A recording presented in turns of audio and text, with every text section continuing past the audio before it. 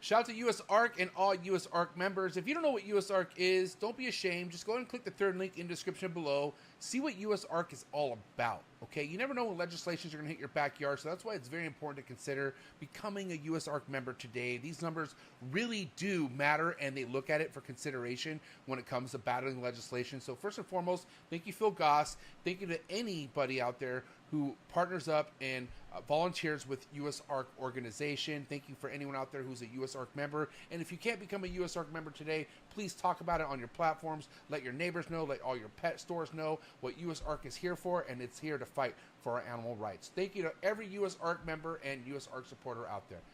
T-minus 30 seconds.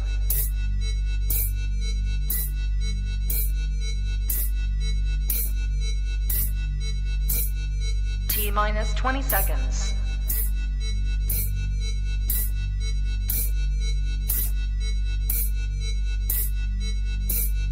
10, 9, 8, 7, 6, 5, 4, 3, 2, 1, 0.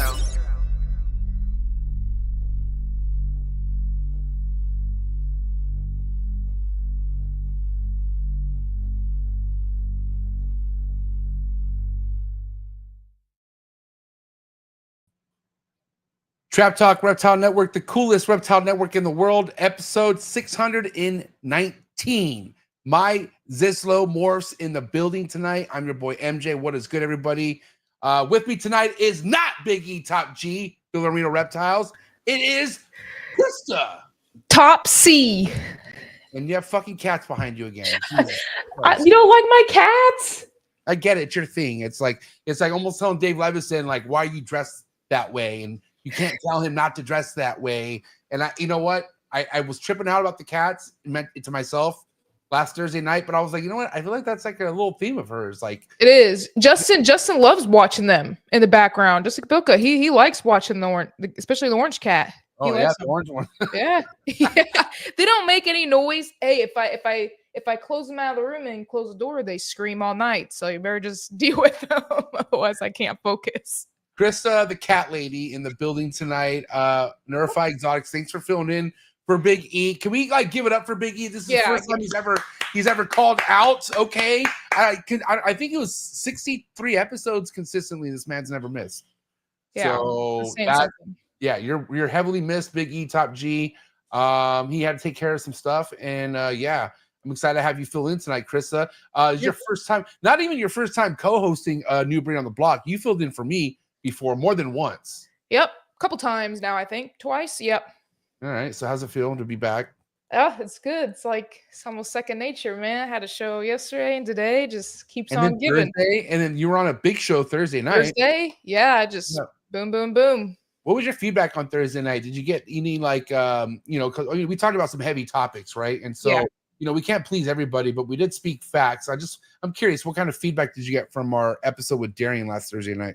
I got a lot of positive feedback in some of the discords that I'm in. People saying it's pretty even keeled. The topics that were discussed were kind of hitting the nail on the head, supposedly, what everybody was kind of thoughts, but hearing it directly from Darian, some of those myths, if you will, being debunked, I think was great. A lot of props to you too in those discords, and seeing how you've kind of developed over the years. There's a lot of props for you as well. So. Yeah, I want to say props to all the discords out there that are keeping things relevant. Because like one thing that we talked about last week, Krista, I asked you exactly like, oh boy, I asked you exactly like, for instance, like what was really being said at the show, and it was like, man, so much positive stuff, and sometimes like you just got to pay attention to who's speaking. And I've noticed some of these people speaking in the Discord are definitely people super relevant and super really paying attention to what's happening here in the hobby. Yeah. Yep. For sure. And it'll come up this Thursday as well. So with the palm tree pros and cons. So there'll be a lot of relevant topics there too with that. Yeah. Shout out to everyone who's tapped in, man. Please get the likes up because you guys are in for a treat on tonight's episode. Please remember that Trap Talk Reptile Network is the only reptile network that is 7 days a week, Monday through Sunday. So no matter where you listen to a Trap Talk Reptile Network, please remember to rate, review, and subscribe. Thank you for all the love and support. Now, if you're looking for exclusive content, if you want to get more out of what you see in each episode, please do me a favor and click the very first link in the description below. Join the Trap Talk Patreon family. As soon as you join the Trap Talk Patreon family, you get linked to a Discord and an awesome Instagram group chat. Krista, talk about your new sponsor, Reptile, for me real quick. Yeah, so we just had our spotlight episode yesterday. Fantastic episode. If you have not watched that, I highly recommend. It was a great talk with Channing and her dad, Billy, just on their views of Reptico. They're really wanting it to be a lot of education, bringing new people in, helping people be successful, and ultimately working species that they love to work with. So I'm super excited to work with them. We're seeing the doors open for new opportunities for us, and it's going to be a great partnership. So super excited. Oh, is that?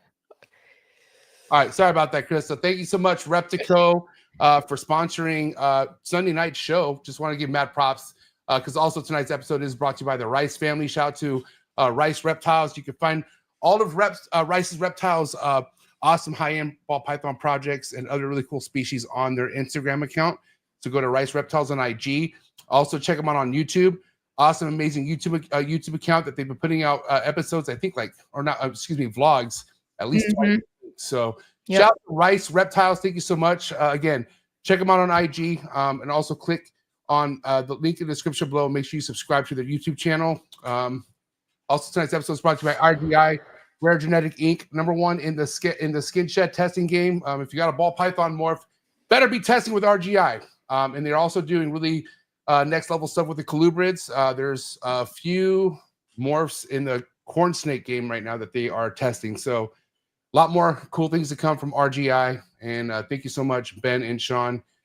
Check them out on YouTube also because they have videos that drop every Tuesday and keep you guys all informed. So thank you to all the sponsors. You can find all the links description below for all the sponsors. So yeah, I don't know about you, but I'm ready, Chris. So you ready to bring on Myzislow on the show or what? Yep, let's dance. All right, guys, listen. Hey, do what you got to do to get your mind right. Do what you got to do to stay hydrated for episode 619. Myzislow Morphs coming at you right now. Let's go. Choo! Boo!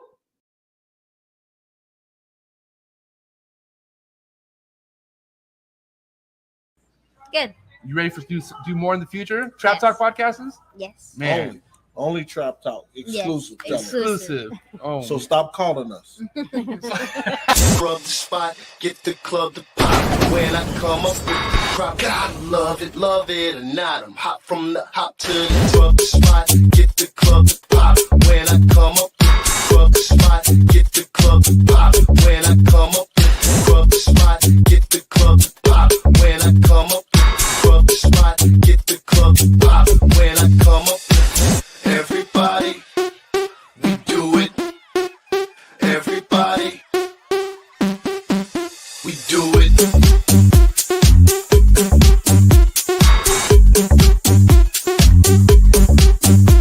Do it.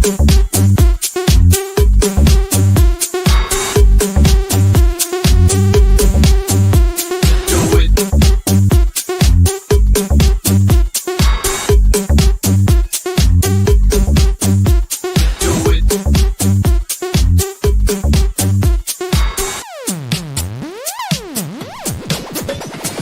Rub the spot, get the club to pop. When I come up with the rub the spot, get the club to pop. When I come up with the rub the spot, get the club to pop. When I come up with the rub the spot, get the club to pop. When I come up. And we're live, episode 619 with Josh, Myzislow Morphs. Am I saying that right, Josh? I feel like I'm not. It's close. It's Myzislow Morphs. Okay, is that a name? What is that? Yeah, man. It's just been my online kind of handle from the beginning of time, so to speak. It was used to be real big in online poker. That was my name on online poker. All right. Kind of transitioned into my name for reef tanks, and then here we are now with the snakes. Dude, Cool. I used to do some reef tanks. It kind of it's derived from. I'm a big car guy, so that's kind of what it it's where it comes from. definitely gave me like a car vibe, like type Yeah. of, that's what I initially thought. But dude, first and foremost, thanks for being here. Okay.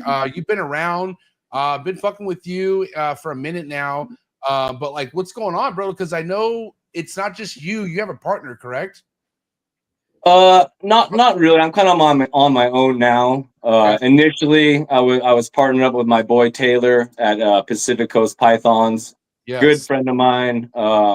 Just kind of early on, we decided let's just do our own things and collab here and there. And we have collections. We work the same stuff pretty heavy. And yeah, that's my boy for sure. And so you guys started coming in a little bit before COVID, I would say, right? Yeah, I got poking around the internet, kind of mid 2019, kind of just seeing what's out there. Cause I was real big into, reptiles as a kid, and then just got kind of hooked, just saw that things had evolved so far, and my mind was kind of blown. Yeah. What was that first morph that kind of grabbed you in? The clown gene, when I got poking around the internet and I saw things that had come so far, the clown gene in particular, that was probably it. And I'm curious right now, how do you feel about clown, like throughout the last, 5 years of where things are at now? Are you still like standing tall on clown, or? Yeah, clown is king. Clown is still king. It's I think it forever will be king. It's just the best. Yeah, I don't see anyone working with clown who's unsure. You're either fucking sure and you're all in, or you're just like, I don't know. You know what I mean? It's either you're in or you're totally. out clown right now. And I like that. That kind of like, evens the playing field just a little bit, because I feel like clown was all people really had for a minute. You know what I mean? Like that was like the number one thing you invest in when you first come in, clown. Like it was clown. And now there's puzzle, there's other stuff, which is cool. But for me, I'm clown till like day I die, bro. I'm not a clown. Yeah, I'm same for sure.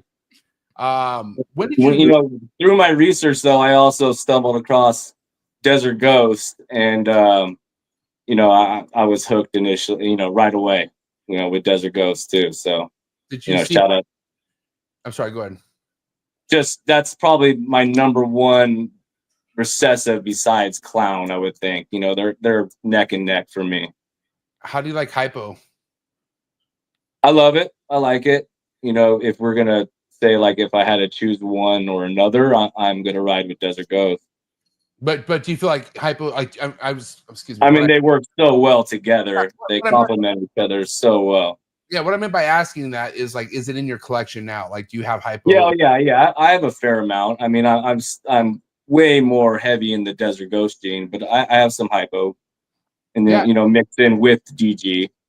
I don't know. You guys could maybe both speak on this. It's kind of like when you first come into this game, you're almost scared away certain morphs. You know what I mean? Yeah. And I feel like back then when DG was like groundbreaking, everyone was almost saying, fuck, you don't need hypo no more. Like DGs is all you need. But I'm like, and of course, how do you not know at that time that both are going to be so fucking powerful, But do you of course. Do you agree that sometimes there's like power within like the movement of certain morphs where you almost feel drifted and you can't get certain things, or right? Am I tripping? Yeah, somewhat for sure. I mean, in this ball python game, there's just so many different options out there. That's what makes it great. But yeah, specifically hypo and DG, you can't go wrong with either, put it that way. But they just work so well together. Mm-hmm. Yeah. What are you gonna say, Krista? I would say, for me, it's interesting. I was coming in 2023 when the whole BC thing was coming out, and that actually steered me away from DG. So, I don't have any DG but just because I joined in at that time when it was all going on, I was heavily when they were saying there's like 5 different versions. Yeah, and I was like, ooh, I was buying stuff, and I was like, that's like DG's karma for doing that to hypo. Yeah. So it's just interesting when you come in, what's happening, and that's what's happening. That's what was happening when I came in late 2023. Yeah. Definitely. Market trends are, in flux always, for sure. It's just what's hot one day won't be hot the next day. I'm curious, like where you were doing a lot of the research coming into this, Josh. Like, was it YouTube? Was it just stuff on Instagram? How are you really finding out like what it was that you're like, okay, this is it, You know what? I was lucky enough when I got poking around the internet to stumble across Morph Market right away, and then just started poking around the different morphs. Saw that the list was, vast. There's so many different morphs, and just kind of started researching which ones look good for me, to me, and that was pretty much it. YouTube was a huge driving force there too, and figuring out what I liked. Yeah, definitely. But yeah, I was lucky to stumble across the morph market pretty early on. Mm-hmm.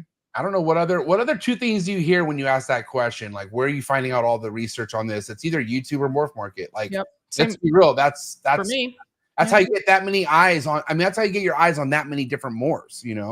Totally.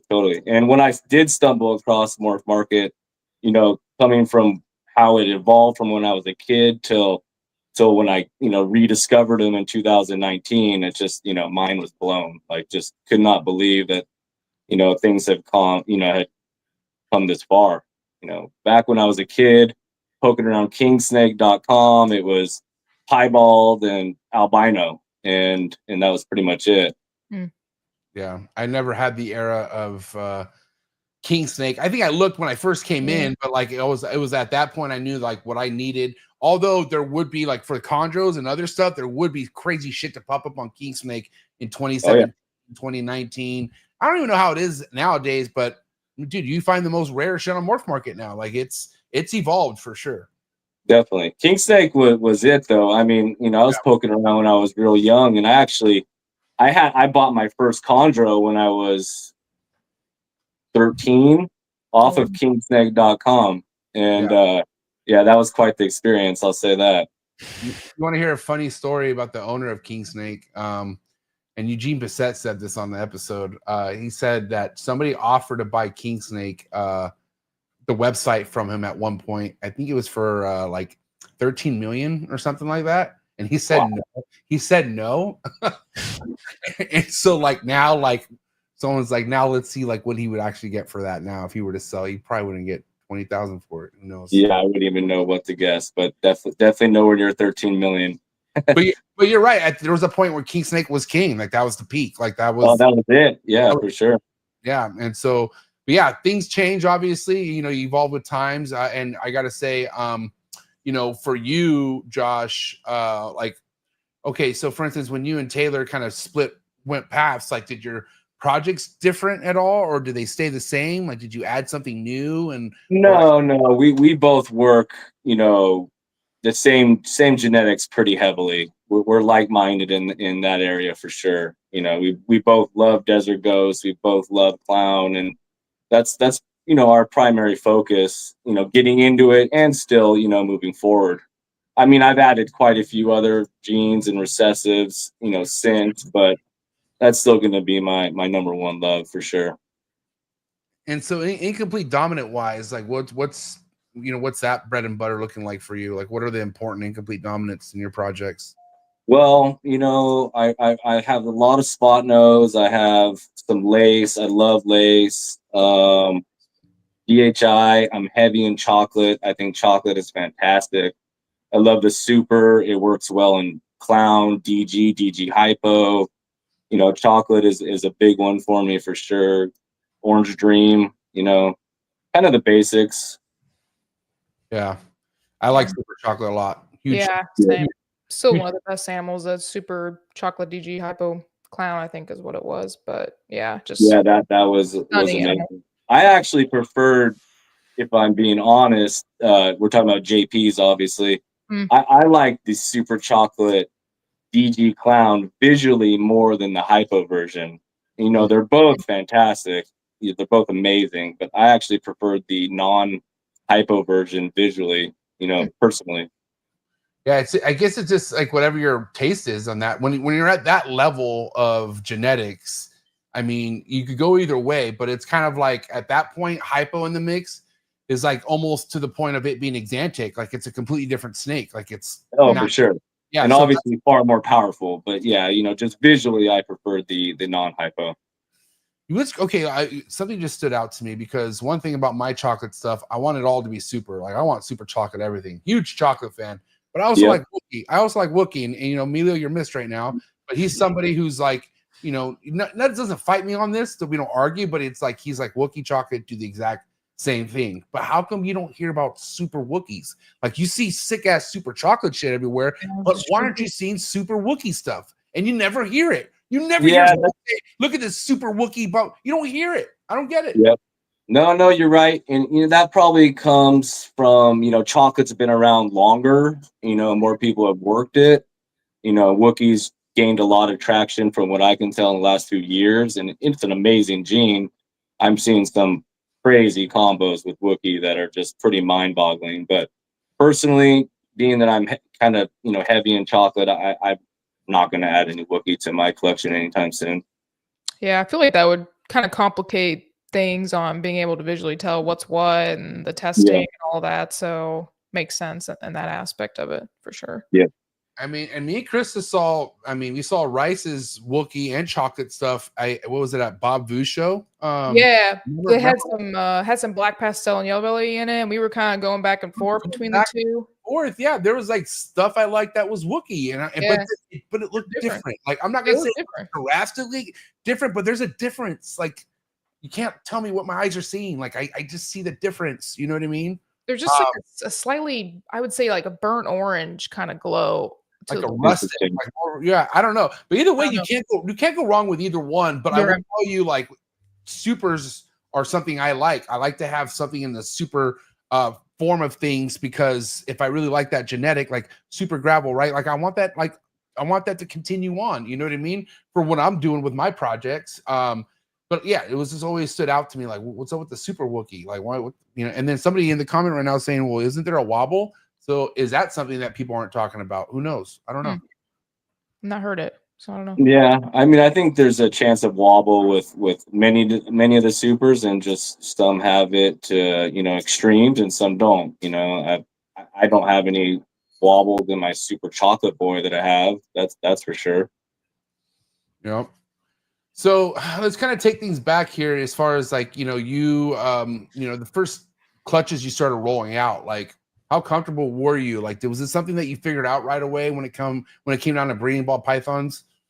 I mean, I did a lot of research, and I was pretty comfortable from the get. I'll say that. I mean, I had a lot of people to reach out to and ask questions, but yeah, from the get, I would say I was pretty comfortable. My very first clutch, I had a twisted umbilical cord, and had to manage that. So, oh my gosh. And did you go to a YouTube video to figure that out? Did you call somebody? What'd you do? You know what? Shout out to Chris at Ball Pythons 101. Dude, you're a real one for saying that. You're a real one for saying. He put out some good info in that arena, and I definitely went back, and it helped a lot.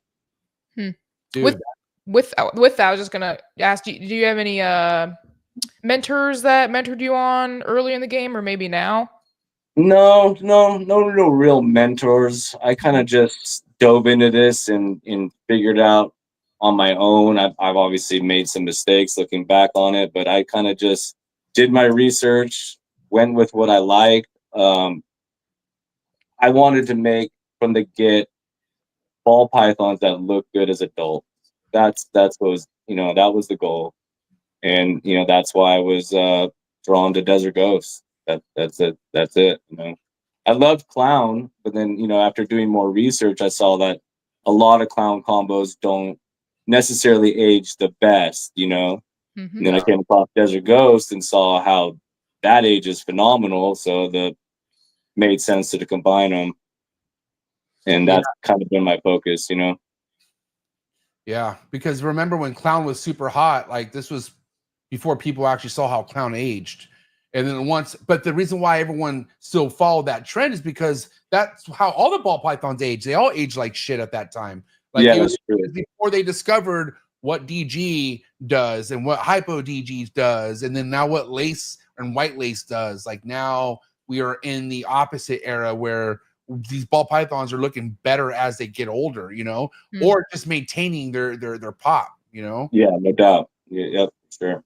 Yeah, man, and I feel like that's why it's so. I recommend, like, especially somebody who's just coming in your very first year. If you have not seen triple visual shit in person yet, find a way, please. It's gonna inspire you. when you are opening up a bunch of racks of just triple recessives or double recessive with crazy incomplete dominance, and they're het for this, het for that. Oh my God. And I'm talking to places like Justin's and Miguel's and places I've got to see firsthand on like where this game goes, you know?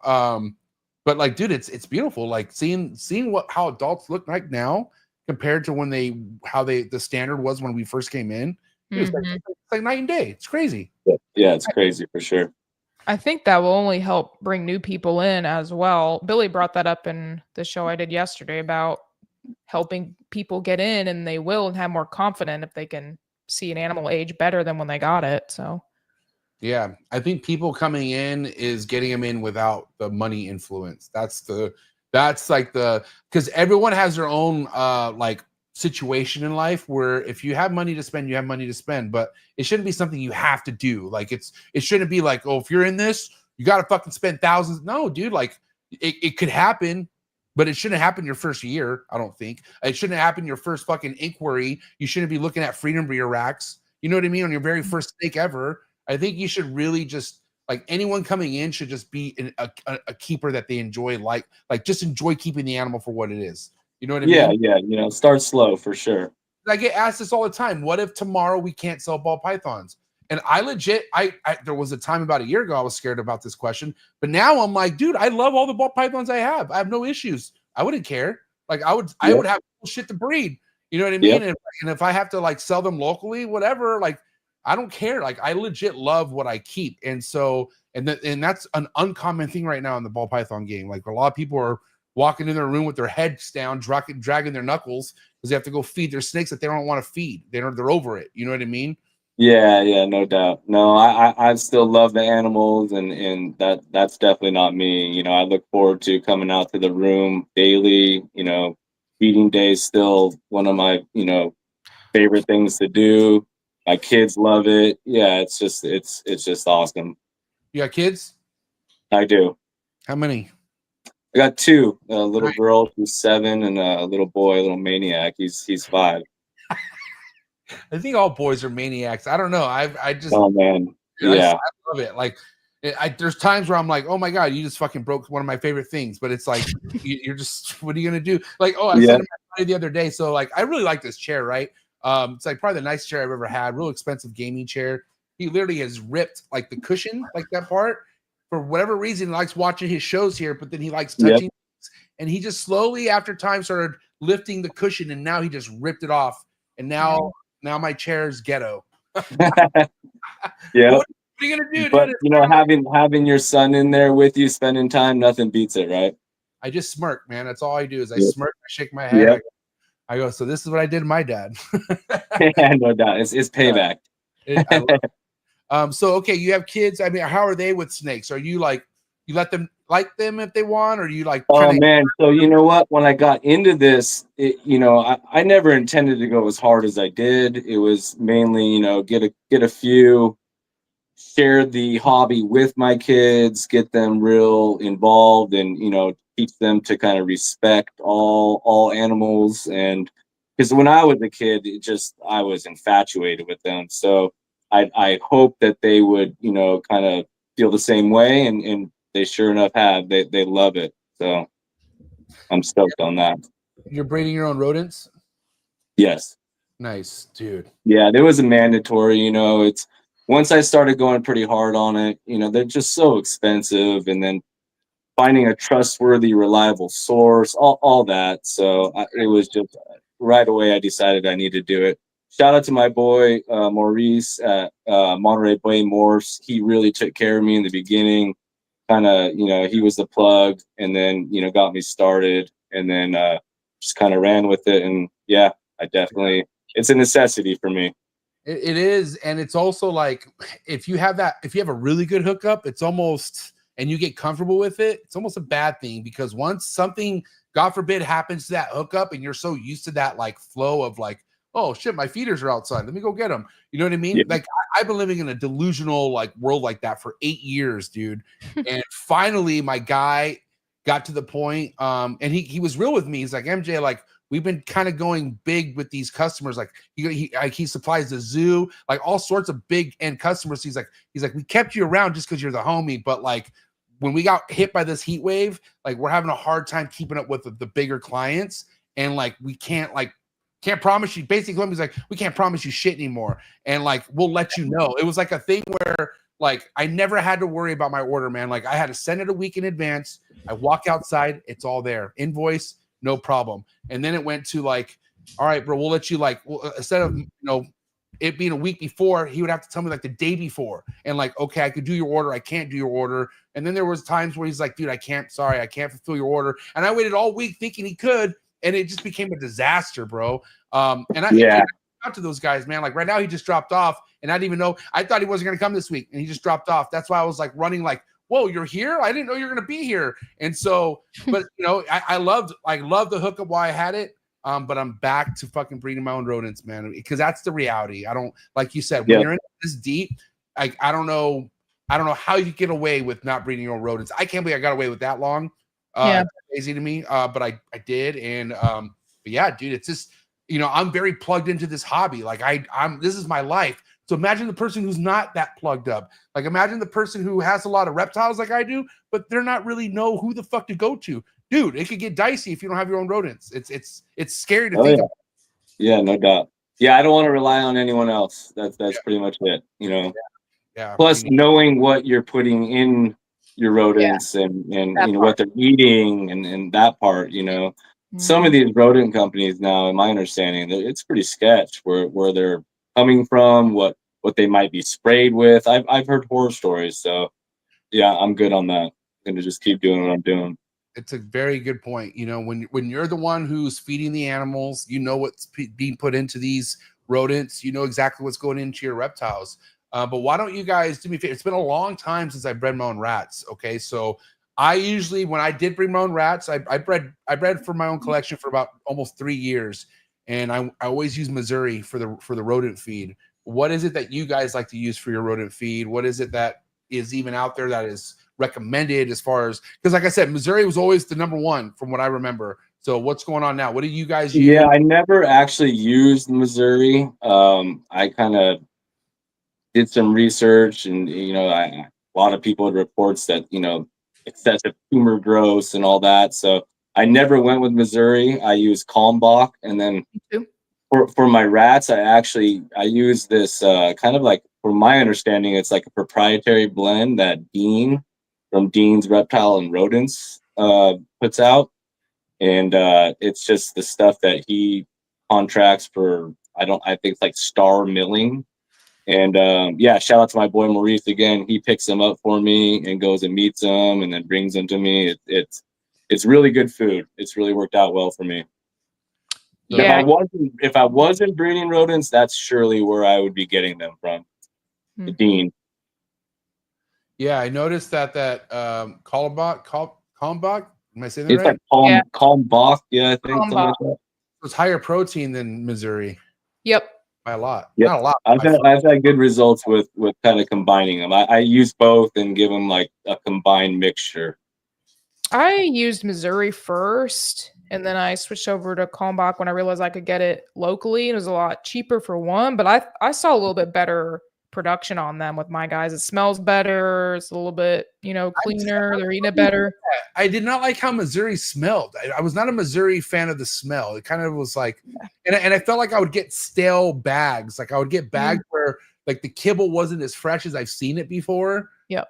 So it just always made me think like, it maybe can't be good, but I fed it anyways, but now where I'm at in my career in reptiles, I'm definitely thinking heavily into what I want to feed my rodents. Like, I think that's a game changer. I really do. Even with rats, I know you could just get away with certain kibbles with rats, but there has to be some sort of dietary like supplement you could give a rat that doesn't hurt. Like you think about the ASFs, right? Like ASFs do great on black seeds and like egg and vegetables, and you give them some other nutrition and they love it, and they actually produce really well off of it. That's one of the things I learned about ASFs. If you add all that shit into the mix, watch your production go through the roof.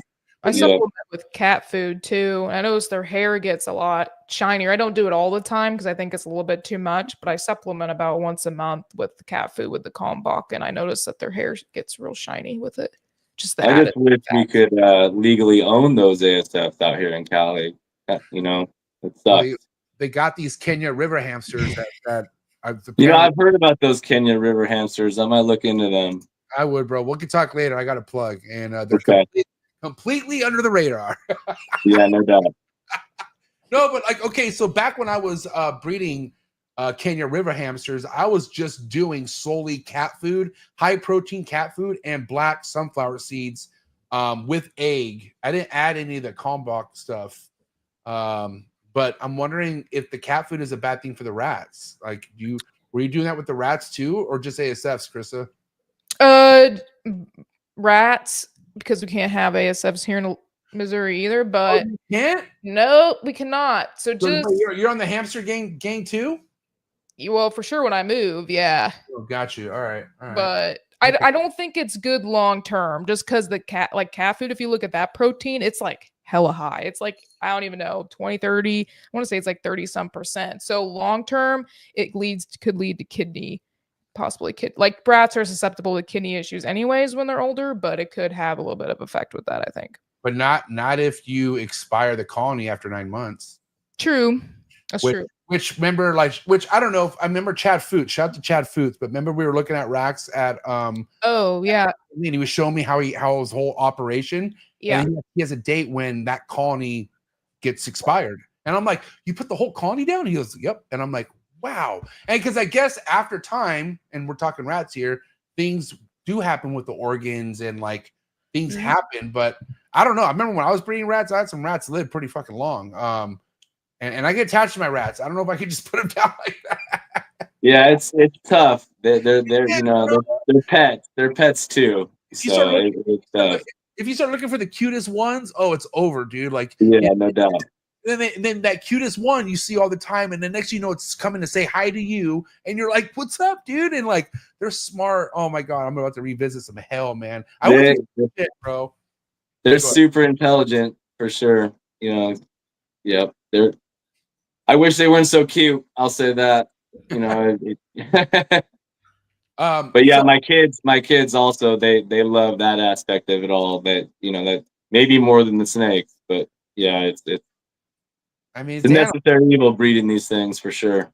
Yeah, I know I know it's always reptiles, but man, I just love animals. Like I'm an animal lover. I'm a legit animal lover. I love them all, you know. And so, but I also understand the circle of life and like what keeps this going and everything else. And then, of course, we all know the love for a rat could change if a rat escapes, or if a rat takes a bite out of your snake. Okay, it's on. Yeah. What did you just do? Feed that. Yeah.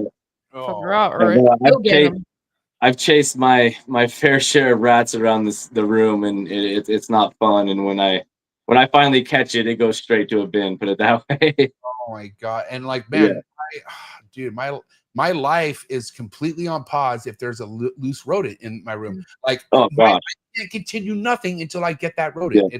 It's it. I had a chew out one day, and I was scheduled to go to work, and I came across the chew out, and I called my work right away. I was like, not coming in today. Sorry, I gotta handle this. And luckily, I tore my garage apart, and I found all of them. But yeah, how many got out? It was a small colony. I only run 1.3, so 4 of them got out. Dude, and they're big, so they're easy to find. But you know, dude, I'll never forget. Like I would get chewed out. I think it's because the way my rack wasn't really designed how it should have been. It was a Home Depot rack, and of course, like there was just enough space or something for them to like grab onto. So it was clockwork. I'd put a fresh tub in about a week, no more than 2 weeks. There'd be a little hole starting to accumulate, right? I think some of those cement tubs had like enough of a ridge where they could start chewing on it, and then But I started getting happy. I was like, dude, I must keep these rats so fucking good and comfortable because they would put a big hole, but they wouldn't leave. They would just chill. That's funny. They knew what was up for sure. Yeah, the thing that annoys me is the freaking floods. Oh, dude. Man, I had one today. I was so fucking pissed. That's why I'm going water. dude. I'm going water bottles. I can't do the floods. Yeah, I'm doing the water bottles. I'll forever do the water bottles. The last thing I want to come home to is flooded tubs and dead rat soup. I mean that'd be it, you know. No The worse water smell than bottles are more work, and you know what? I don't mind it because it keeps me more on top of them. I check them more often, and you know, I'm forever the water bottles. I don't have like a designated breeder rack. I bought like a lot of individual breeder tubs from like Reptile Basics and critter cages, and I just have them set up on, you know, racks that I bought off of steel racks that I bought off of Amazon. Yeah, I've seen one of those floods in person, and it's terrible. Like I'm like, I can only imagine. Yeah. It's literally like the Titanic, the scene of the Titanic, but rodents. Like it's like, yeah. Oh I had one this morning. I saw the bodies. The tub was like empty, and I was like, "Fuck, this only means like one thing when the water's out." I'm like, I just filled it yesterday. Thankfully, it was just one tub though, but still, not all of them died. Like one, but yeah. Anyways. It's definitely something some people should consider. Like some of the harder things to do are the best things to do, even though, you know, it's like that's a pain in the ass, dude. If you can minimize floods or, you know, it might, and trust me, like a lot of the free breeder racks or ASR rack, ARS, am I saying that right? ARS racks, they're super fucking dialed in, but like you never know, like accidents can still happen. They can get a hold of one of the nozzles or like just something. I don't know. I've always man, I've seen enough instances online of people posting their flooded tubs for me to never go with that method, and I'll just forever fill up the bottles, you know, personally. What are your guys' choice as far as bedding goes for the rodents? What do you guys like to use? I use the pellets underneath, you know, the pelletized bedding just for absorption, and then I run this, like, it's a high-end, low dust, kind of high-end, low dust aspen shavings is what I run, and it seems to work great. What about you, Krista? Yeah, I use the PE, I think it's PED or PZ, like the granulated stuff for horse stalls that breaks down the ammonia. I put that on the very bottom. The PDZ stuff. Yeah. I was running that too. In fact, you know, Tractor Supply sells it, and I don't run out to Tractor Supply anymore. I should implement that again, because I do think there is some validity to that. Yeah, I think it works. I mean, great for me. What's that called, Krista? The P what? I think it's PZ. I always get it. It's PDZ. It's like this powder. It's this kind of powder thing that, you know, it's popular in horse stalls and stuff like that. Yeah, it's got a big old horse on the bag. Yeah. And you're sprinkling that on top of the shavings, or what? No, that's just on the straight up bottom, and then I put on the bottom. It goes on the bottom. Pine shavings on top of that. I would put pellets, then I'd sprinkle the PDZ on the pellets, and then shavings on top. Oh shit! So it eliminates the ammonia from all. It just helps. It helps a lot for sure. Oh, wow. Because what I was gonna get at is one thing I remembered when I was breeding rodents, and I'm gonna do this now, is like I don't see how the hell you could breed rats without wood pellets or like something to absorb the piss and shit, because you can't just leave wood shavings in there. No way. Shavings alone won't do it. Definitely not. Unless you plan on changing them every 3 days, then okay. Literally every 3 days for sure. I'm once a week. I know some guys go longer. I'm once a week, pretty diligent. Sometimes, you know, busy work schedule, I'll go few more days, but you know, I try to do once a week. Mm-hmm. I get about 7 days before I'm like, okay, they need clean. Yeah. And then, you know, they're in my PDs. Yeah, there you go. They're in my garage in like a designated closet that has inline carbon fans and all that. So I rarely smell anything. If I'm smelling anything in my garage, it's because I've let things go a little longer than I should. 40 pounds is a lot, right? That's a lot of PDZ. 40 pounds. Yeah, it lasts me quite a bit. Granted, I don't have a ton of racks, but I just get like a scoop, and I get one bag maybe a month, maybe every 6 weeks. But again, I don't have a ton of rats. Yeah. But I got to tell you, there's nothing like more satisfying to walking into a full on like rat chore day, and then it's over with. Like when like the last tub, you slide it in, you're just sweating balls, and there's fucking, and you're just like, It's the best feeling for sure. I mean, I get high off time it. to relax, In there, for it's sure. smelling how clean it is. It's Yeah. like high. Krista, you get high off fucking Monster Energy drinks, okay? So And a clean rat room. no, but it's like you want to say, like, you know, that saying, enjoying the fruits of your labor. Like, man, like you gotta like you have just a fucking a great bunch of colonies that are just thriving, you know what I mean? And you change out their beddings and their water, everything's the food's there, you see them eat. It's a good thing. I love it. I definitely miss those moments. No, it's very rewarding for sure, you know, to be able to produce your own food. And like you said, when you're done on a clean day, it's a great feeling for sure. And what you want to know what I miss the most is, like, for instance, you got that one snake that's just being a pain in the ass eater or whatever, and then you walk in, you're like, holy shit, you look hungry. I'll be right back. Let me fucking whoop, there you go. Yep. Oh, that's having them on deck at all times is definitely awesome. That's how you get ahead in this game for sure. Yep. Yeah. Oh, yeah, man. All right. So since we are on the topic of rodents, you know, I don't know. I feel like not too many people change this regimen up, but I'm curious with your first prey item for a baby ball python. What do you like to feed a very first prey item to? You know what? I've actually had pretty good success going straight to rats. You know, like a small fuzzy. They move around enough to get their attention, but you know, if they don't take it, I'll run to the store and get a few hoppers for their first meal, because I don't breed mice. Yeah, what but about obviously? I mean, mice hopper is kind of the standard in the industry, obviously. Yeah. If you don't have ASFs. Yeah. Yeah. That's what I do. Mouse hoppers or fuzzies. I was very keen on doing rats, you know, but I would always just have one or two or maybe more like not want it, and I would have no choice but just do a hopper. So and then I'm like, dude, I don't have any issues when I just offer a hopper the first time. And then it's normally like clockwork where the third hopper, they'll eat whatever the fuck you give them at that point. Like they're little savages. Yeah. That's when I like to give them a rodent, or I'm sorry, a rat crawler. But here's another thing too, right? The way I've been getting my orders in, like, you know, these rat fuzzies come in way crazy different sizes sometimes. Like, you know, you'd get like, you know, a bigger size fuzzy, and then you'll get this really tiny fuzzy, and then you'll get nothing but bigger fuzzies. I love the fact that I'm going to be able to like hand pick whatever size fuzzy I want. Like that's another thing too, is like, you know, the size of your prey item really matters a lot of time when it comes to like getting them growing quicker. You know what I mean? And getting them on the run. It all comes down to just being kind of in total control. It's nice, you know.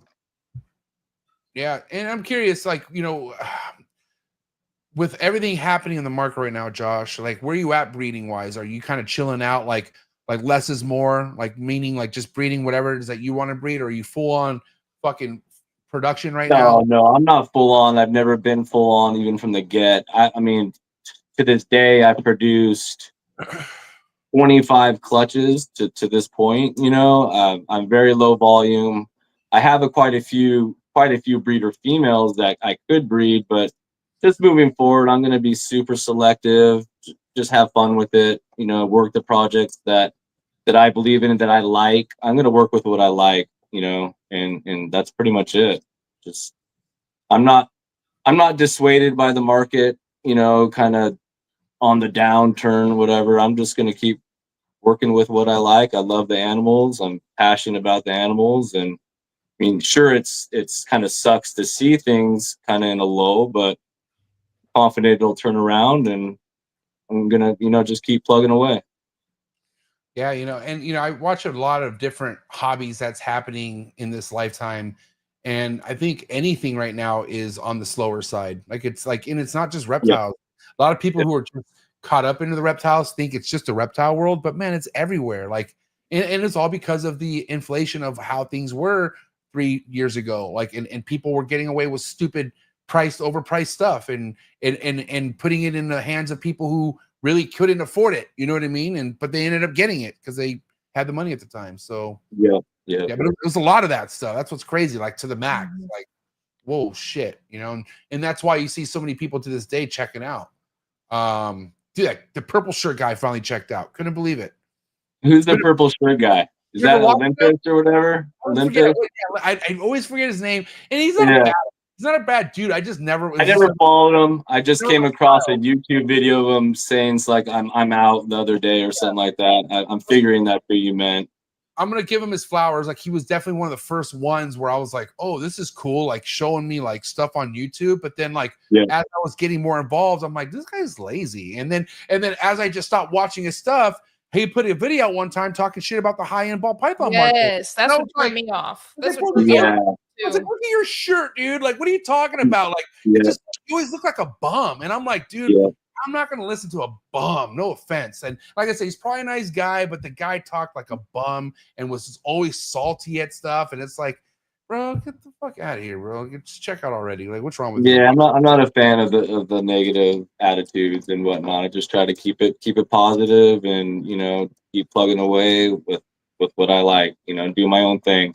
Right. I pretty much lay pretty low, kind of. It's in the name, right? So just do my own thing over here. And honestly, for a minute, I thought you and Taylor were the same person. I didn't know there was two of you for a long time. Yeah, Taylor hit me up. He's like, you know what? People are hitting me up thinking that we're the same person, and I could see how that was because I had my account really didn't look like a snake only account for a while there, and I had Pacific Coast pythons in my bio, so I could see how people thought that. You had a car in your profile pic. That's I did. What it was. Yeah. Oh, okay. That was the OG 300ZX. That's where kind of the name came from. Yes, and I thought Taylor had two accounts, so I'm like, I'll just follow his snake account, which I thought was Pacific, and then all of a sudden I see you with the logo, and I'm like, wait a minute, who's this dude? And I'm like, oh shit, it's his business partner. And then Taylor's the one to explain, I have a business partner named Josh. That's him, and it all. There you go. After that, it was never like a formal partnership. It was kind of just like we're really good friends outside of the snake shit, and that's cool. To be fair, I turned him on to this. Kind of. We hadn't talked for a while. We caught up one day. He's like, what have you been up to? And I kind of like, planted the seed with him. I'm getting into this, and he's like, yeah, no way. I had a boa back in the day, and he kind of went with, got hooked as well. And here we are. I was just up at his house the other day, man. He's got some killer stuff in the works too. You're in NorCal, right? I'm born in Central Cal. I'm in Monterey County. Okay. And he's up, a few hours up north in the East Bay. Okay. All right. That's what's up. Yeah, because one thing about Taylor always liked that I like Mac Dre, and I was like, oh, because he's from the Bay. And so that was always our relationship. We'd always resemble stuff to Mac Dre, greatest rapper ever to live. And then, so for instance, where you're at weather-wise, pretty much perfect, right? I mean, do you ever battle? The weather's keeping me here. My job is keeping me here. You nailed it. It's pretty much perfect. As you know, San Diego, pretty perfect as well. But we're blessed up here. There's not too many extremes one way or the other.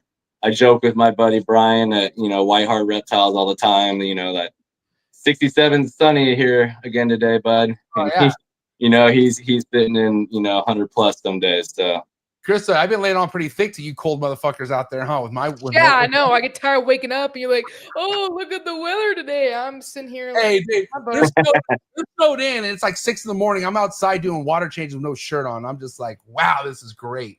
I'm going to Florida soon enough. I'll be in the warmth. But to that point, though, we're so blessed here with the weather. When I do go to some place that's hot, it's like, holy, I'm dying. Because here, 80 degrees here is hot. And it sounds silly to say, but that's the reality. Yeah, and honestly, like that's kind of like a cap. Like it could stay at 80 and it'd be perfect. Anything over 80, we're kind of like. It's going to be chonkless in his shorts for sure for a minute. Yeah, especially at my work. If it gets hot at my work, like upper 70s, we're dying. It's hot because I'm right on the ocean. Humidity's high. Different. What do you do for work, Josh?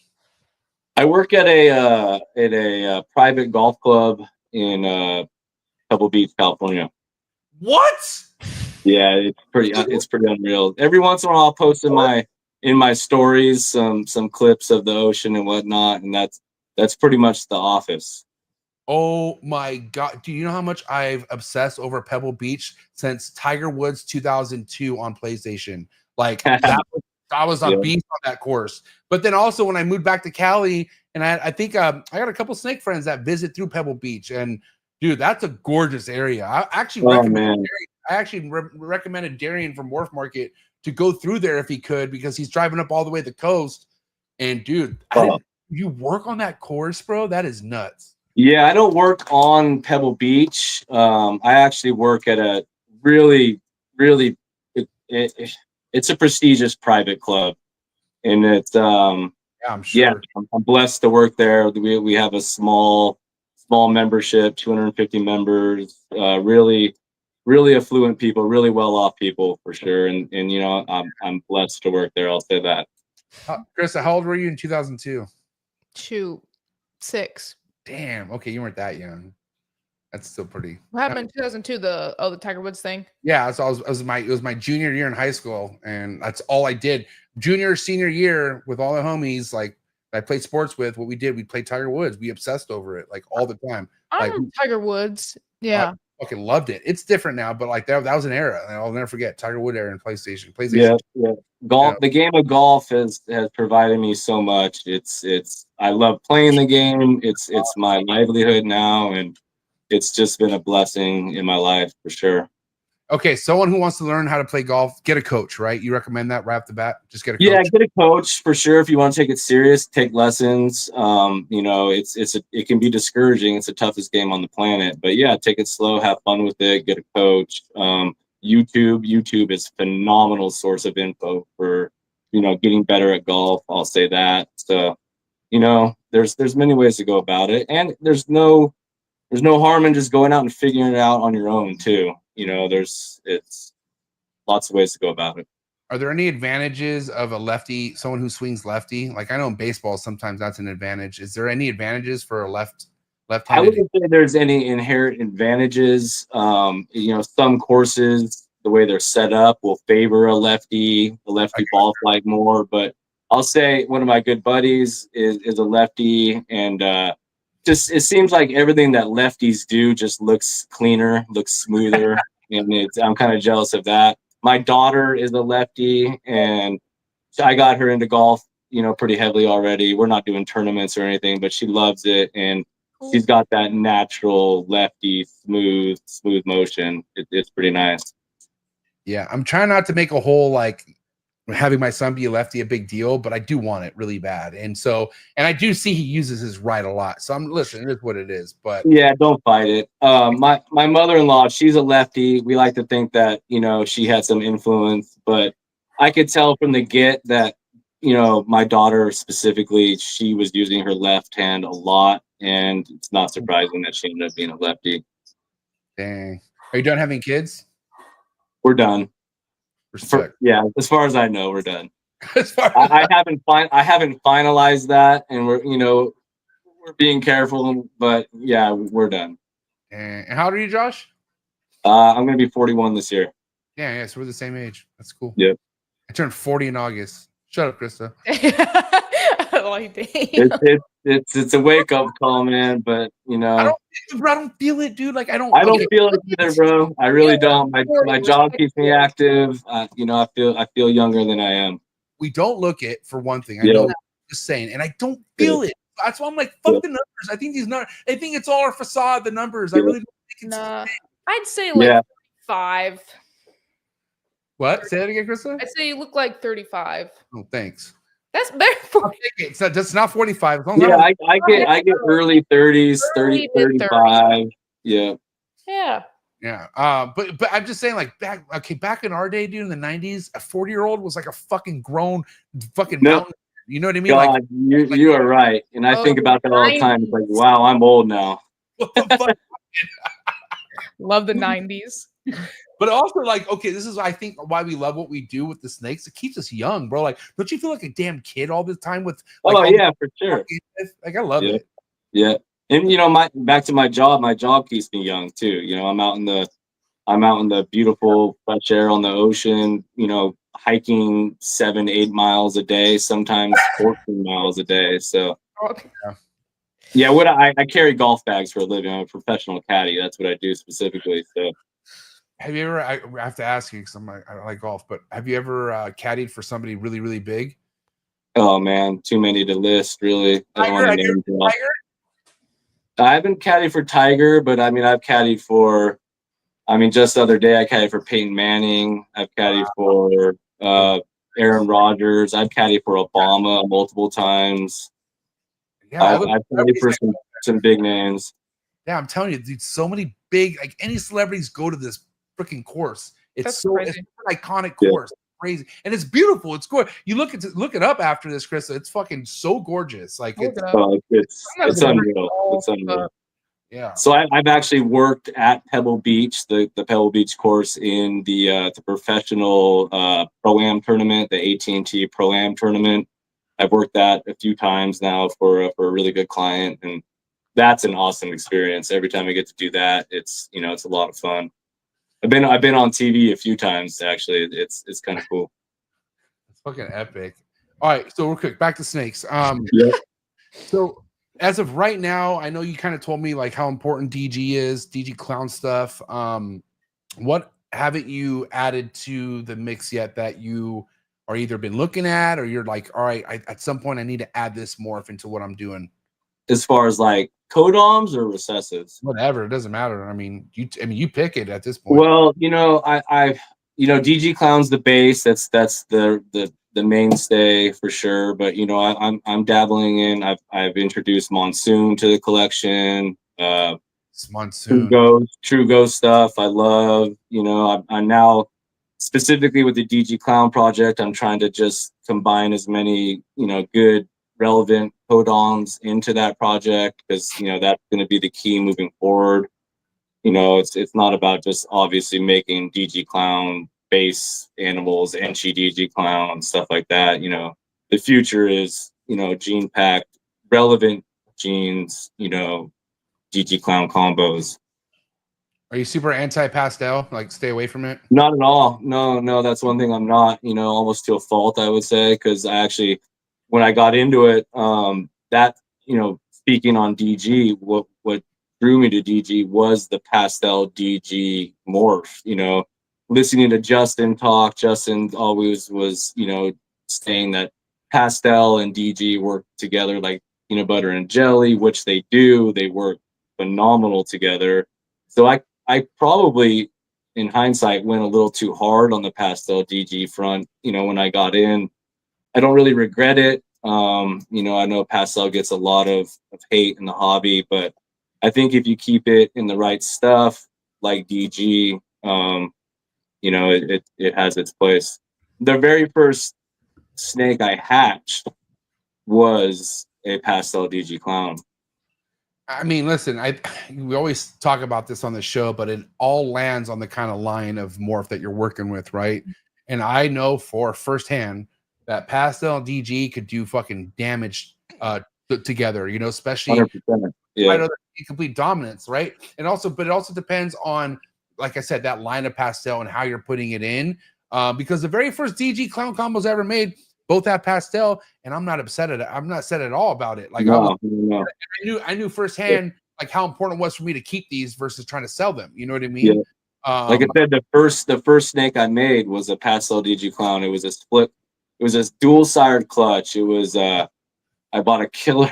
Hindsight, not the best male, but it was a killer clown male het DG from Will that I put to a normal double het, and then also put a fire yellow belly spot nose double het to the same girl, and ended up having a dual sired clutch. I think it was 8 eggs, and 3 were sired by the killer clown, and the other 5 by the double het. The double het bricked out. I didn't hit anything of anything that cool, but the very first egg I cut doing this was my male pastel DG clown, which was an awesome start. And then I ended up hitting a female pastel DG clown as well from those that 3 eggs that he sired. So it was a pretty awesome start for sure. And I was tempted to sell that female and keep the male because the market was crazy. I think at that time, pastel DG clowns were still selling 10 to 15 grand in that range. And I was a nobody. I was like, nobody's going to buy this off me for that much money. And I wanted to keep it. So I kept it. So, yeah. And that's what you have to do. That's how you really show like you know your self-worth, your self-value, when you're like, I'm not gonna fucking pity sell this fucking snake and get whatever I can for it, when you know you're better off keeping it and breed it and watch what you make off that snake, which would even be even more of a pull for people to buy from you. You know what I mean? Yeah. I've probably been guilty, to be honest, of holding back too many. I'm hoarding them over here. You know what I mean? I luckily made a lot of female clowns my first year, and I was like, I didn't buy a lot of visual clowns when I got into it. I was buying some hets here and there, and I hit a lot of female, clowns to start. So I like held back anything female, and so I'm guilty of holding back probably more than I should. Yeah, I hold back stuff to see how it ages, just to see how the morphs work with age, to see how things kind of, That's what I always thought of. Like, man, when you're in this game for less than a decade, like, how are you gonna know unless you hold that shit back? Like, you can't really just give all the fucking questionable shit away, because you're gonna just be hooking other people up instead of just like hooking yourself up. Like, how are you ever gonna get that one like project that's like, okay, this is gonna elevate you to the fucking like to where you need to go? You know what I mean? And that only comes with patience. Like, I always love Will Morris, like that guy right there hoarded DG fucking for so long. And then right when, people were starting to figure out DG, this guy had racks full of it, visual stuff with puzzle in it. I'll never get visiting his place. And I'm like, what? Like, and that Will was the first person to show me how snakes are going to age better with age, not the other way around. That was the very first. And that's the goal. That's the goal for me, Speaking on the DG puzzle project, that's another one. I know that's, it's becoming more popular, and there's a lot of people well ahead of me, but that's one that I will be working moving forward. I got I think I have four or five girls, I have 5 double hets with some decent size, and I'm just waiting on the male. I don't have a male on the project. I just had a clutch the other day laid from a pastel super chocolate hypo DG to a puzzle het hypo. So, if I catch a male hypo chocolate double het, I might just use him and play the long game. I've had good success double het to double het so far. So I like to hear that. I probably my ball python pairing of the year. She just ovulated, and it's a double het to double het. It's a super gravel OD double het clown hypo to a pavement double het clown hypo. Wow. So there's some cool possibilities there. That'd be sick. Yeah. Yeah, just need some luck. Yeah, but what's crazy is like, think about people who hit shit like that I'm trying to hit. They have like 4 other girls that are ovulating. Like that's why it's cool. Like, you can get that one snake off that one pairing, but your odds are a lot better when you have 4 or 5 other females. You know what I mean? Oh boy. Yeah, and that's when you figure out, like, oh my God, this numbers game is no joke when it comes to like people like Justin and Miguel hitting stuff. Like, bro, they got like a lot of odds on their side because of the numbers. Yeah, just the sheer quantity in which they're working with. Like you said, that the number game is on their side for sure. Not every clutch is a home run. You know what I mean? Like, you'll get some definitely not hits or whatever, but like, you talking like the fucking jaw breaking type shit that comes out, like, bro, it comes when there's a lot of numbers being worked with. Yep. And it takes time and everything else. So no doubt. So okay, now production wise, I'm curious, like, what's your happy medium when it comes to like producing clutches? Like, where do you see, even 5 years from now, Josh, where do you see yourself clutch numbers wise? Even if the market's hot, everything's good, where do you want to be at? Yeah, man, with my family life, my workload and all that, I probably could be producing more than I want to. So yeah, to answer your question, I'm never going to be a high volume breeder. Definitely not. Kind of just small and focused. If I'm in that 12 to 20 clutches a year, 5 years from now, I'm still happy with that. I don't need to be producing a ton of animals. Yeah.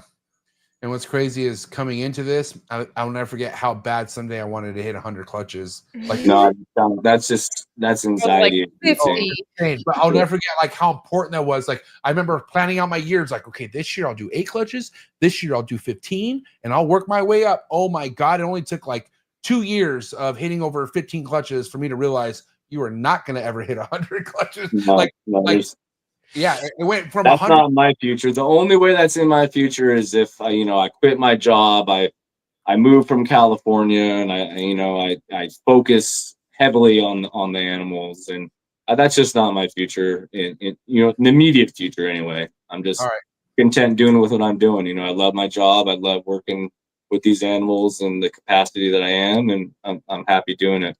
All right, real talk. Let's say tomorrow you became a full-time reptile breeder for whatever, like that's just what the move is. You would get out of Cali, you would dip out.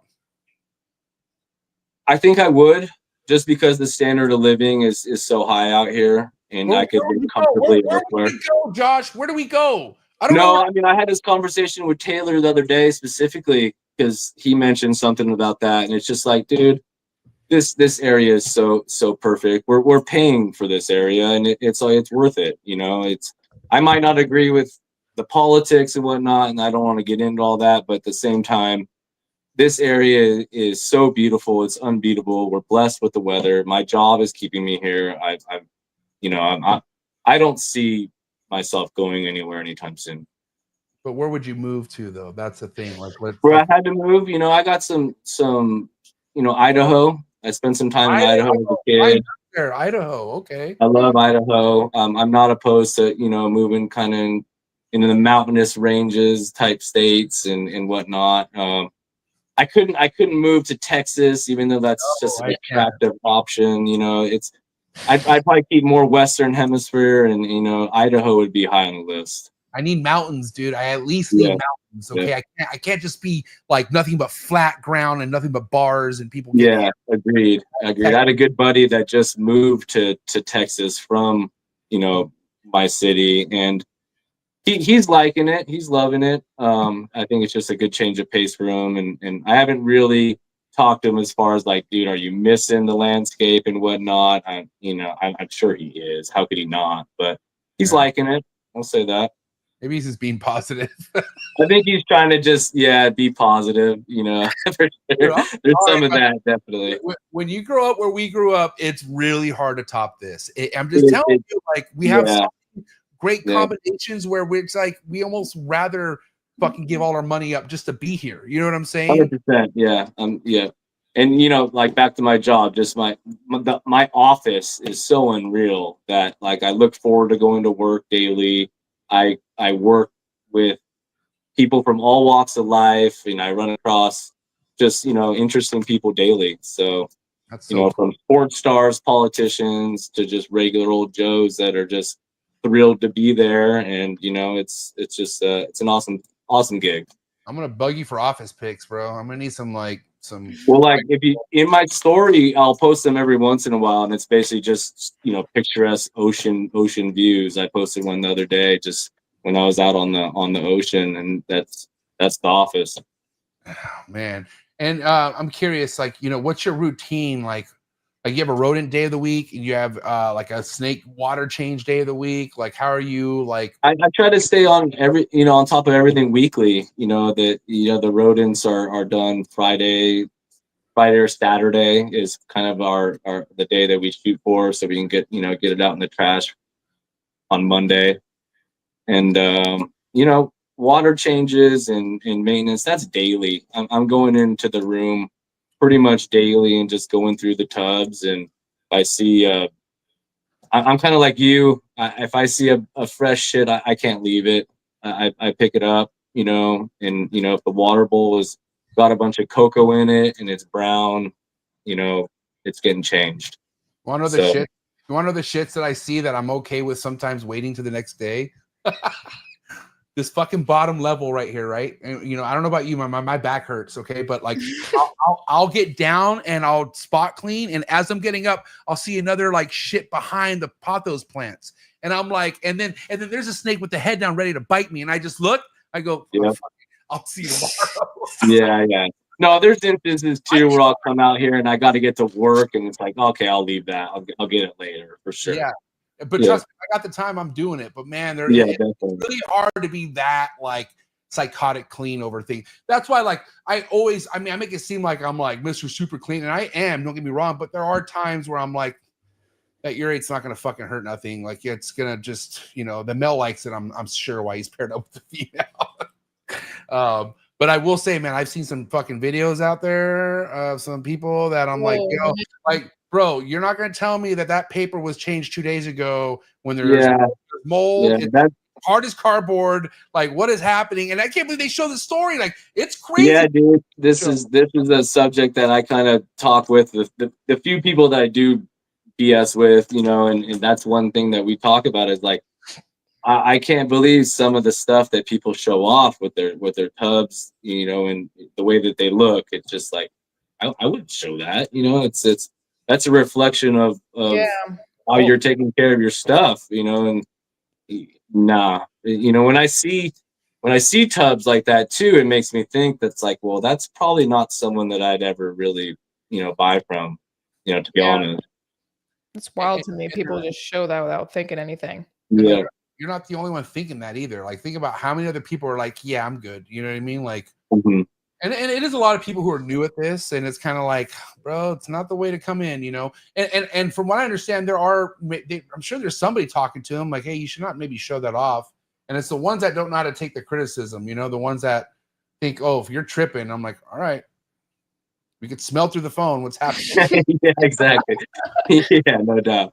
No, you walk in my room and it's usually it doesn't stink. I'll say that. I do have two Eastern Indigos that can drop some bombs. So I got yeah. How big are those? They're fairly big. They're pushing 6 feet. They're in the cages behind me. Yeah, I got a male and a female from some quality bloodlines, from unrelated bloodlines, from some of the better breeders out there from my research, and yeah, I'm stoked to have them. They're probably my favorite snakes, to be honest with me. They're to be honest with you, I should say, they're unreal to work with. They're awesome. Love handling them. Love feeding them. They're interesting. Emilo's for sure punching the air right now. Now that we're talking about, yeah. No, he knows I have him. I've been watching what he's been working with too.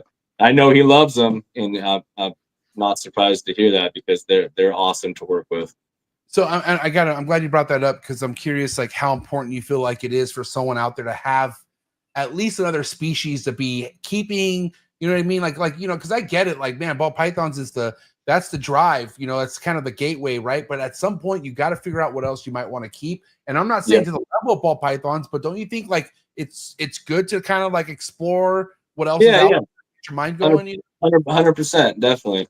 And the indigos were just that for me. I don't want to say that I was becoming bored of the ball pythons because that's nowhere near the truth. But it's just nice to have something different, and that's pretty much it. I want to get a green tree python at someday again for sure. I mean, I really, really love the one that I had when I was a kid. Red only. Rainbow boas in my future again. I had one when I was a kid. They're just, if I had to get one though, I'm getting that high red line that just scales reptiles in Las Vegas is putting out. He put a post up the other day, and they're unreal. Wait, what is this? High red what? High red Brazilian rainbow boa. Oh, I thought he meant high red Neo, like. No. Because a high red Neo, just so you know, Chris. No. Check him out. He posted the picture the other day on his Instagram, and they're phenomenal. Scales? Well, how do you spell it's Scales reptiles, I believe. It's SCALEZ. He's got like a zoo in his. He was from the Bay originally.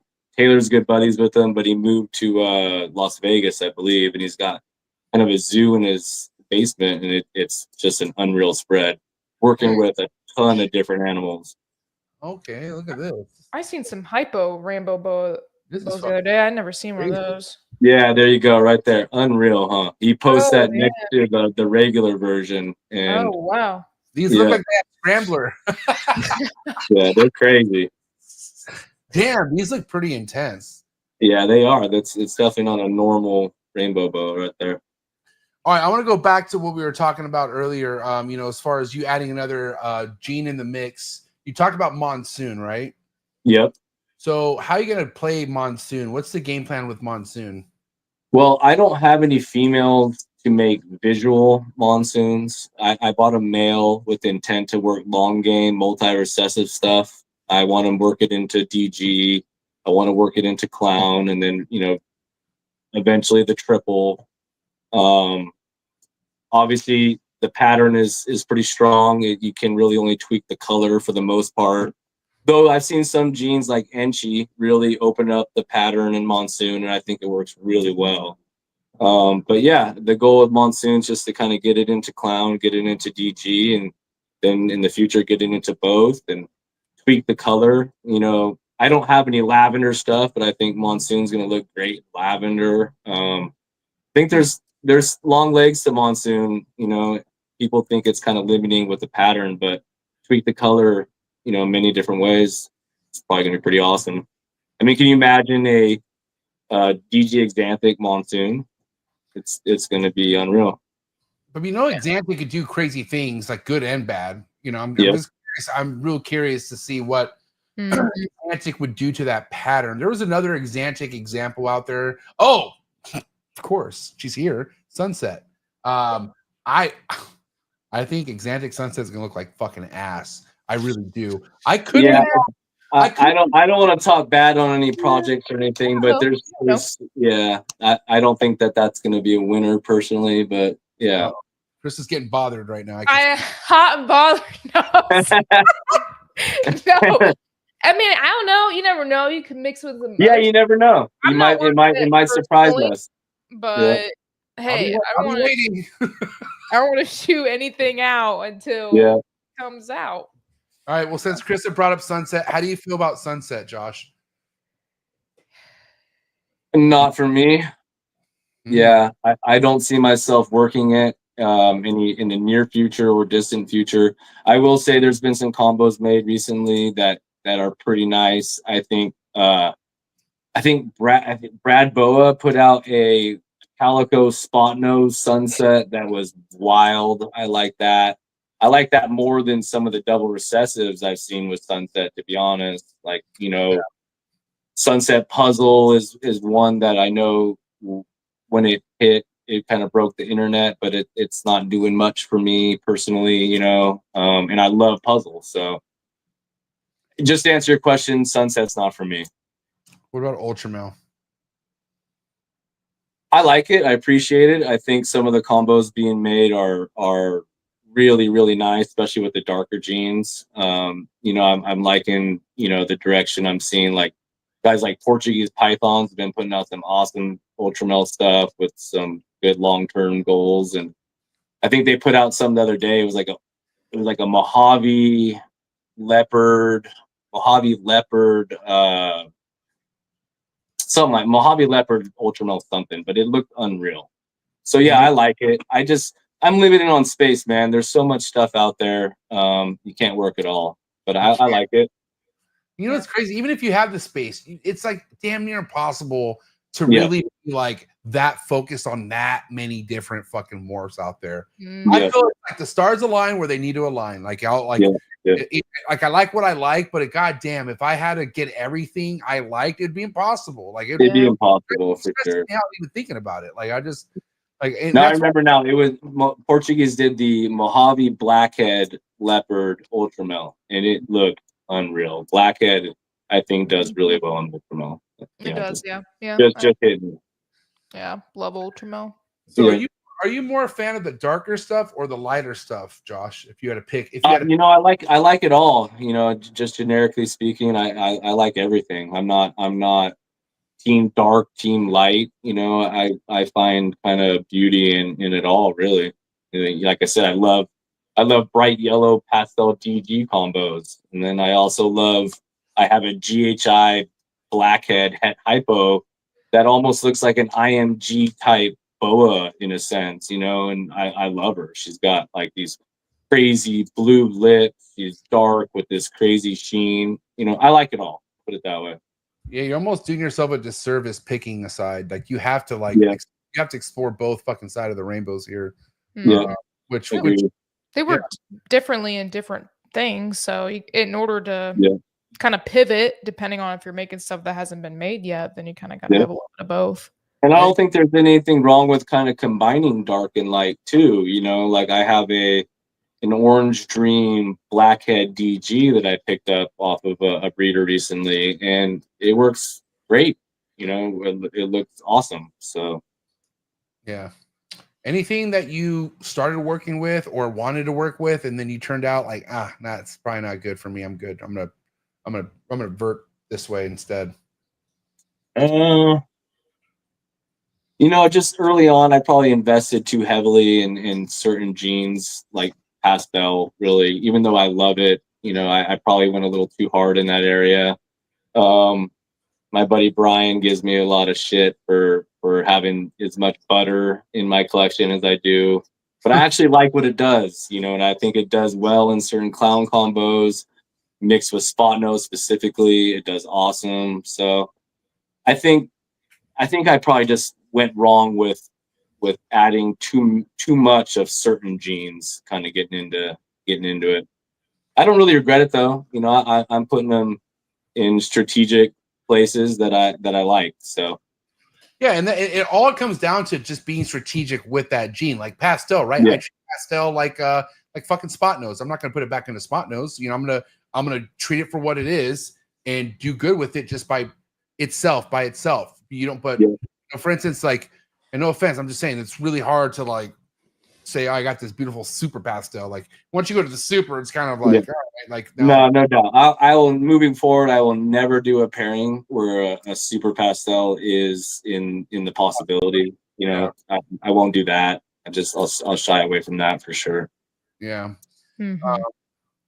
What's your overall take right now, Josh, with the current state of the market? I know we talked a little bit how you feel like things are going to be heading in the right direction, but do you still feel like the amount of people that we have coming in will stay the same? Do you feel like this hobby will always still be bringing in new people? Yeah, I think so. You know, specifically right now, it's a great time to get in. Yeah, I agree. Combos are next level, you know, with infinite possibilities. It's an exciting time, and obviously with the prices being lower, it couldn't be a better time. And it's just, if you're passionate about it, it's a good time to get into it, I think. And you know, I think, you know, it, like anything, you know, people are going to come and go.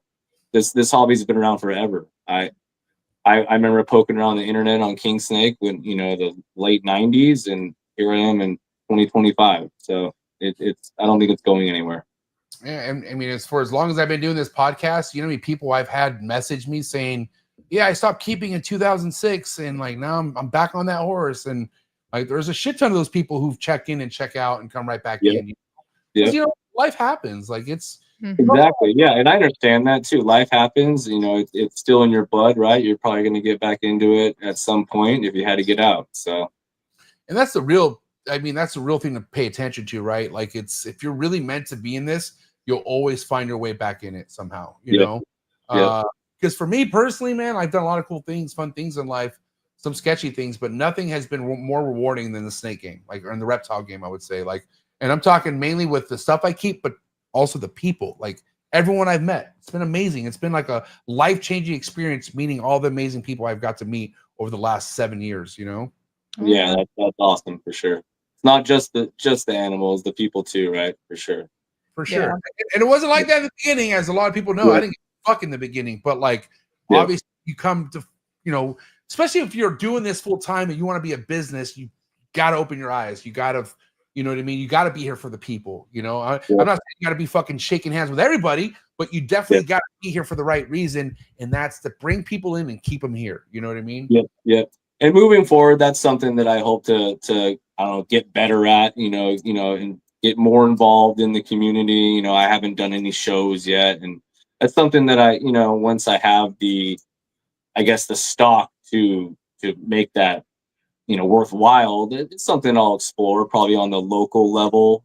I won't be, I don't see myself like traveling to Tinley to vend, or, you know, really outside of California with what I got going on with my family and job and all that. You know, that's not in the cards for me.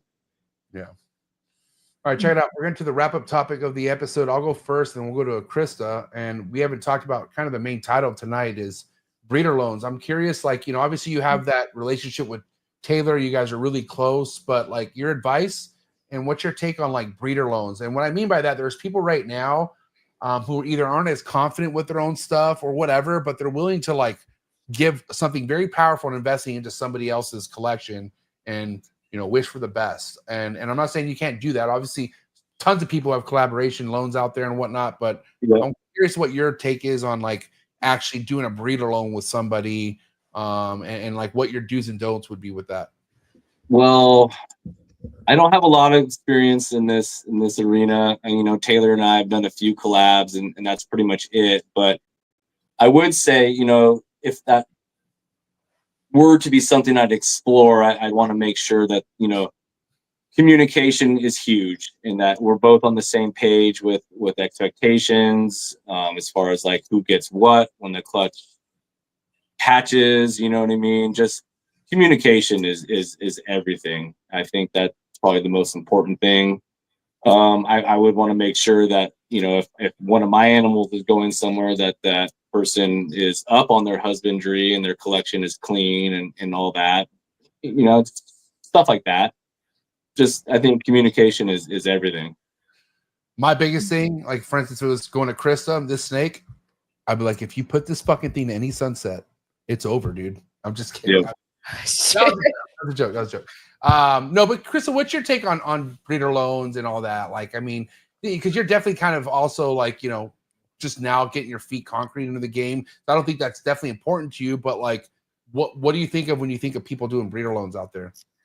There's got to be a lot of trust involved. I can see myself doing it, but only with very, very select people. So you have to have that trust. And I think that trust starts long before you even think about doing a breeder loan. And then it obviously has to benefit both people and not just one side or the other. So having really clear expectations up front, outlining it, you know, all the options are there. That way, whenever you do get eggs or if anything happens, it's already kind of there. And again, it goes down to ultimately trust with that relationship you've built with that person. So who is this person? Yeah, that's well said for sure. Trust is huge, definitely. Yeah.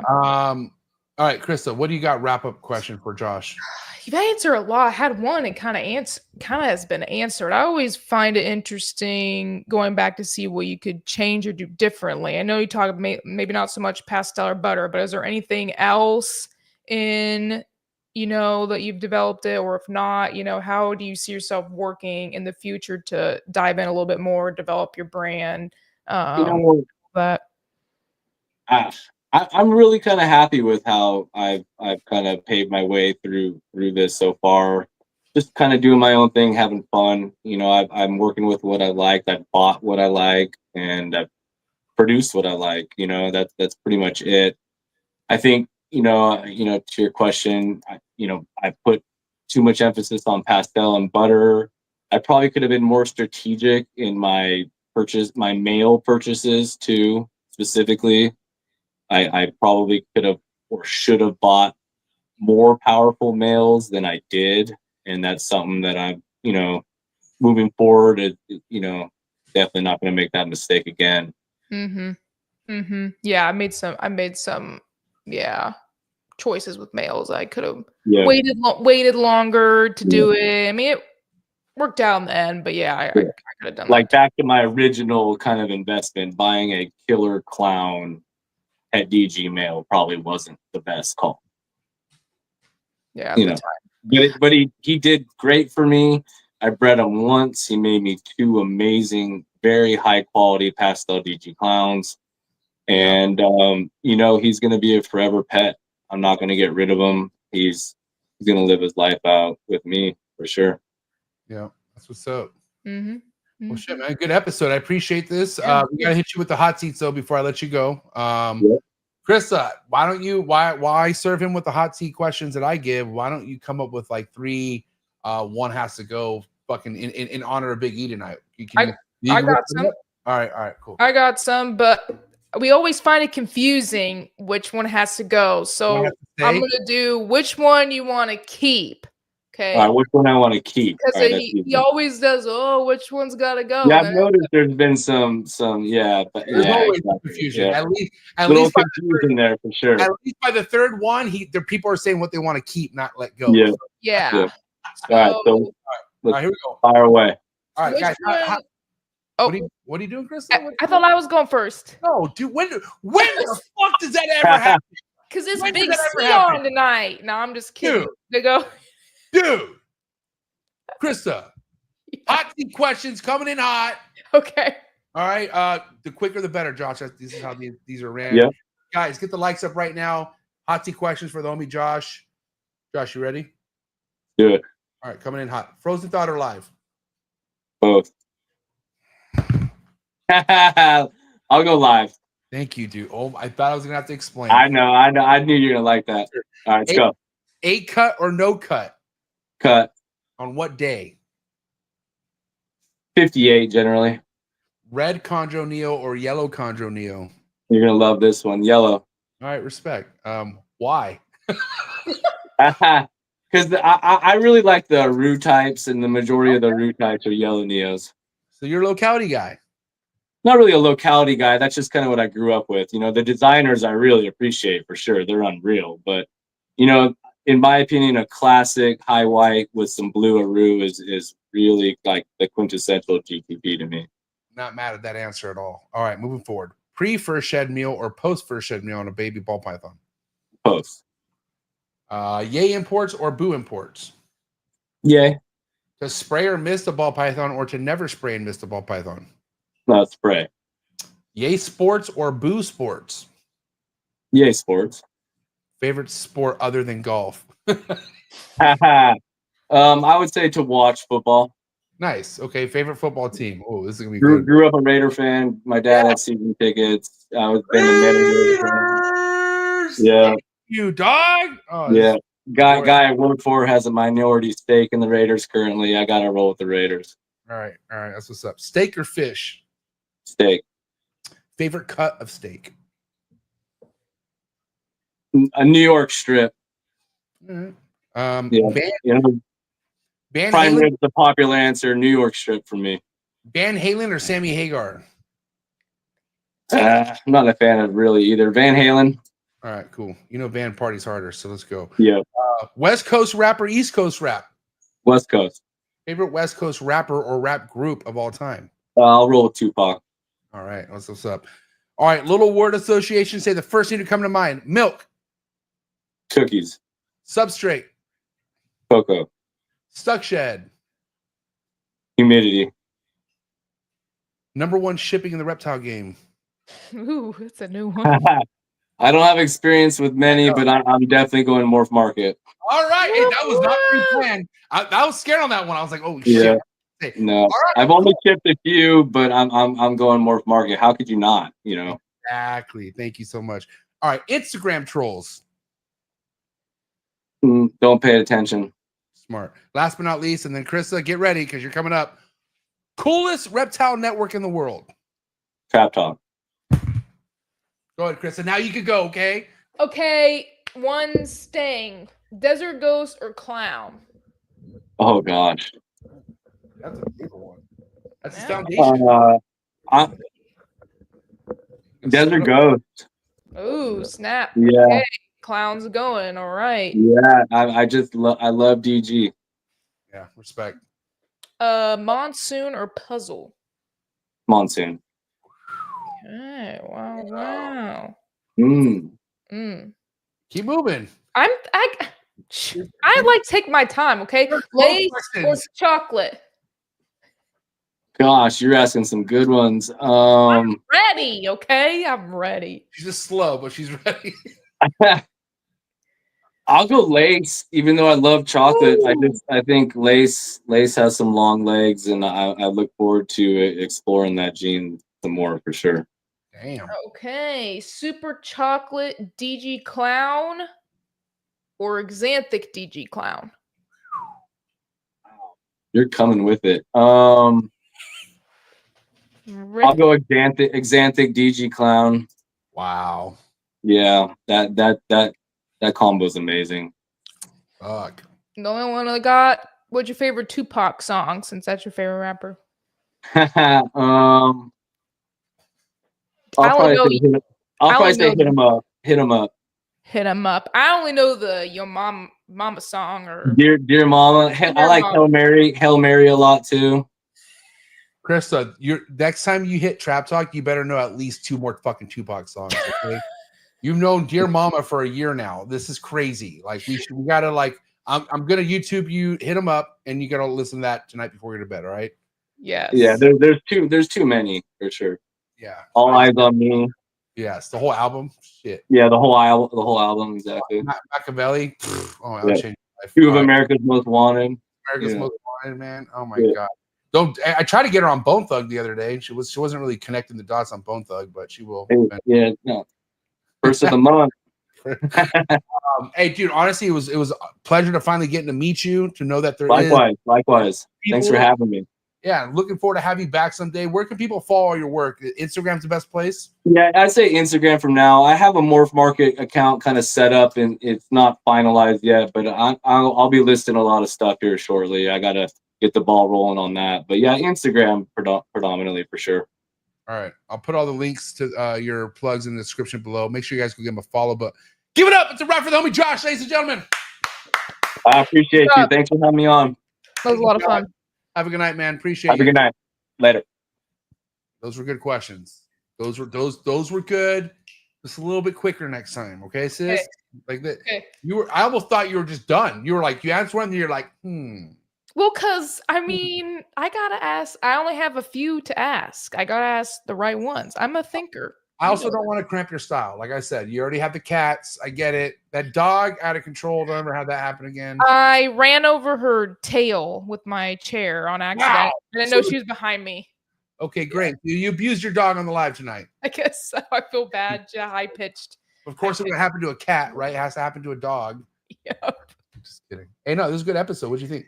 Yeah, it was great. Really cool guy. Awesome story. Really he cool definitely knows his stuff. He knows what he's working with, the direction he wants to take. You don't see that in a lot of people. So the fact that he's really dedicating his projects is nice to see. Yeah, and when he mentioned how his car, he used to have a car as a profile pic, like I was so convinced that Taylor, the Pacific Rim Serpents guy, that was his account. Like I thought they were the same person the whole time. And it turned out like, no, like this is the homie. And so really, really cool episode. Had a good time. Krista, please, guys, Neurify Exotics on Instagram. Go give her a follow. Who do you have this Sunday? What's going on this Sunday? I have Brooke and Tori on this coming. Brooke Elder and I don't know. Oh, yeah, Brooke on the show? Brooke and Tori. I forget her I forget the handle. But the Chondro girl with the blue hair? Yes. Purple hair? It's purple? Purple, yeah. Thick purple. She's awesome. All right. Yeah, she's Chondros, yeah. Guys, listen, dude, Chris is bringing the most insane female reptile keeper heat in the hobby. You have to check out her Sundays. I'm trying. Hey, I liked your earlier time that you had last Sunday with Rice. You might consider it. I don't know. I want to ponder it. Yeah. Views are pretty good that live. I was watching. So yeah, I know next week it's gonna be a little bit later one because it works best for them because of their work schedules. But yeah, I thought about that too the earlier time. I kind of liked it too, kind of get out of the way, the rest of the day to kind of relax and chill. And there's a lot of people in the chat, so yeah. All right, guys, please give it up. It's a wrap for Krista, Neurify Exotics, ladies and gentlemen. Later, Krista. Bye, MJ. Thank you. Thank you for all your help, dude. You're always coming in clutch. Thank you so much. Mm-hmm. All right, guys, if you enjoyed this episode, before you leave, do me a favor, hit the like button right now. Let's get the likes up for Josh. Hit the subscribe button. All right. If you hit the notification bell, select all, you'll be reminded of every podcast released out of the Trap Talk Reptile Network, the only reptile network giving you new episodes every day of the week, Monday through Sunday. Don't forget Apple, Spotify, Google Play, all the major audio platforms. You can rate, review, subscribe on all those platforms. All right. Appreciate all the love and support. Don't forget, All in the Tree Tuesdays. We got Sal from the UK tapping in with us. Cryptic Chondros. Long overdue for this episode. You guys are in for a book, in for a treat. All right.